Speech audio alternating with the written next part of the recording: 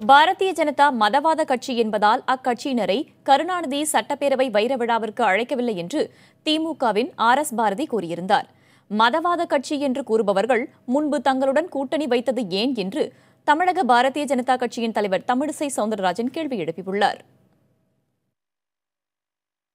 ஏற்பாடுகள் இதுவரை இல்லாத அளவுக்கு அகில இந்தியாவில் இருக்கிற அத்தனை தலைவர்களும் வந்து கலக்கிறார், பிஜேபியை தவிர. அந்த விழாவுக்கு வந்து அனைத்து கட்சிகளையும் அழைப்பு விடுக்கணும் அப்படின்னு சொல்லி தமிழிசை சவுந்தரராஜன் வந்து பேட்டி கொடுத்துருக்காங்க. அது இருக்கலாம், அவங்களுடைய விருப்பமாக அது இருக்கலாம். அவங்க வரதை நாங்கள் வேண்டாம்னு சொல்லலை. நாங்கள் வந்து எப்படி அதாவது மதவாத கட்சிகள் ஏற்றுக்கொள்ள முடியாதுன்னு திட்டவட்டமாக நாங்கள் அறிவித்து விட்டோம். ரெண்டுமே மதவாத கட்சி தான் எங்களை பொறுத்த மட்டும்.